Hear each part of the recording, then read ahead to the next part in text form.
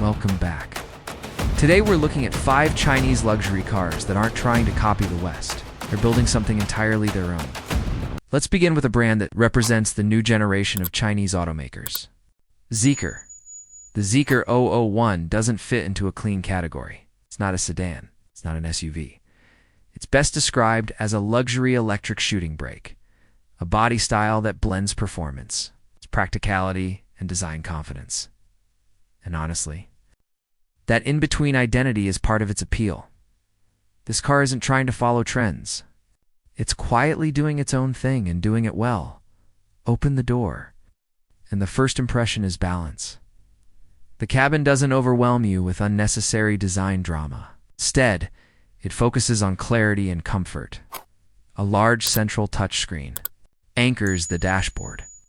In front of the driver, a sharp digital instrument cluster delivers information cleanly.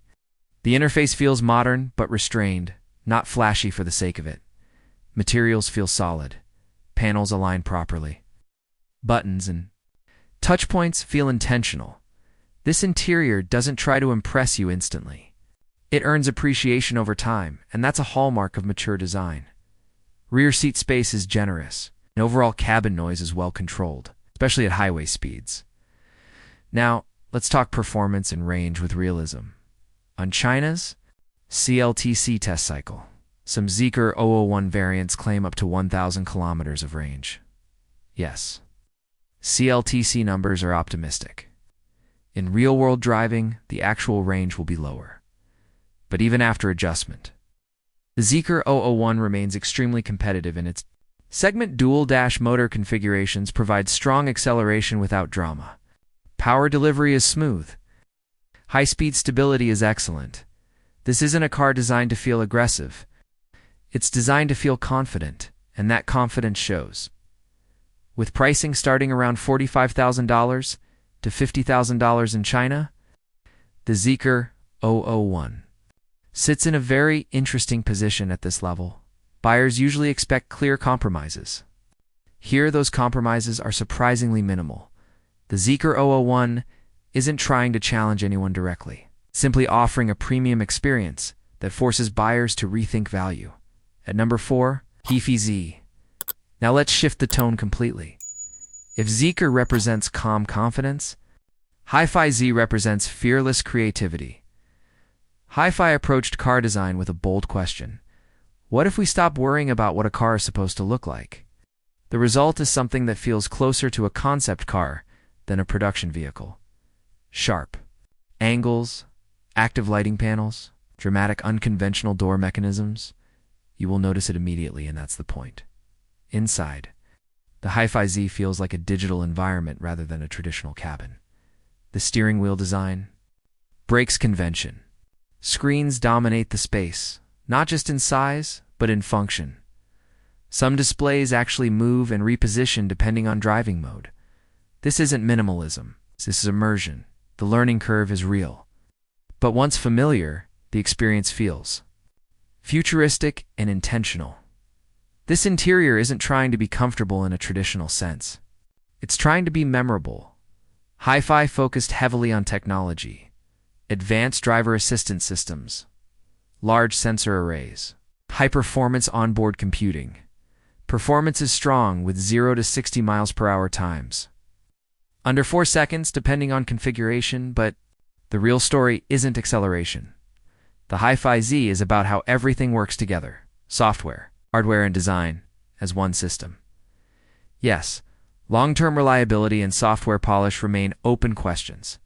That's fair, but innovation always carries uncertainty.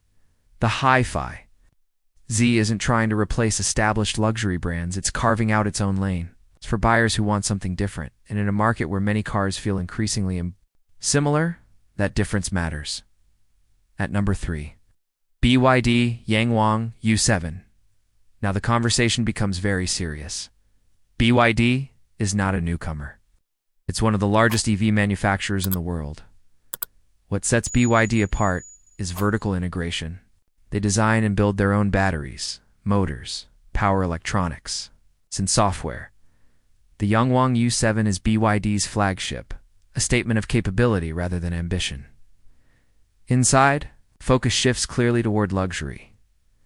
Large high-resolution displays, rear seat entertainment systems, premium leather and trim throughout. AI-driven systems manage comfort, climate, seating preferences. This is a cabin designed to serve two roles equally well. It's driving engagement and passenger comfort. Nothing feels experimental here. It feels deliberate. The U7 uses a 4-motor configuration. With one motor powering each wheel, this setup allows advanced torque vectoring, exceptional stability, and extreme control. Power output is estimated at around 1,300 horsepower, despite its size and weight. The U7 can accelerate from 0 to 60 miles per hour in under 3 seconds. That performance places it firmly in the same conversation as the fastest luxury sedans in the world.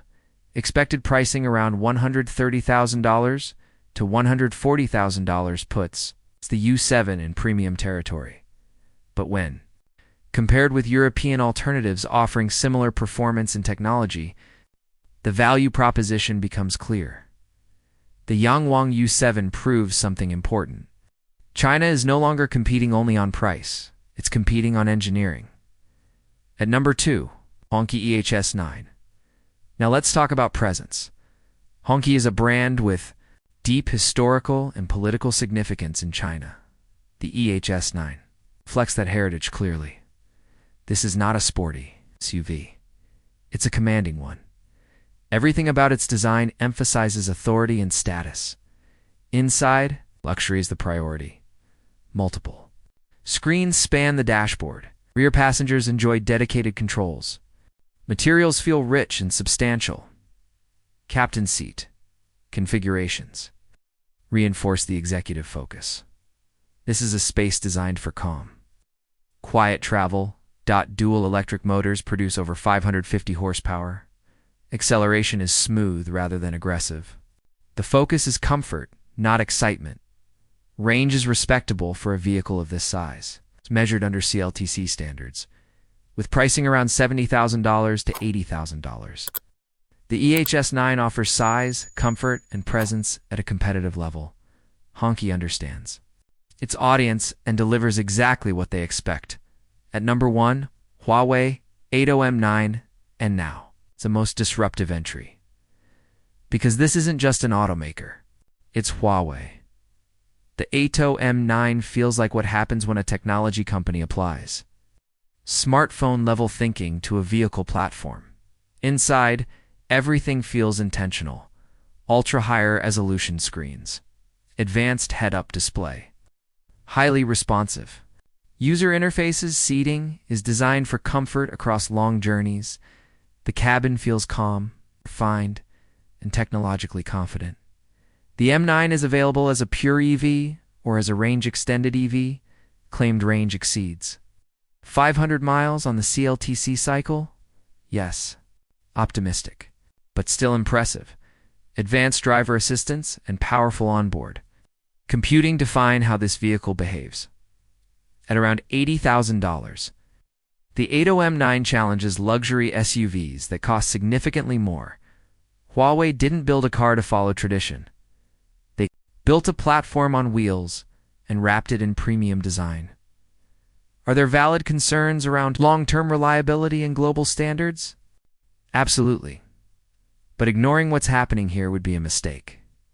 Because innovation doesn't ask for permission, and right now, China is building vehicles that are confident, ambitious, and increasingly influential. So here's the real question. Which one would you trust in your driveway? Let me know in the comments. Hit subscribe and stay tuned for the next one.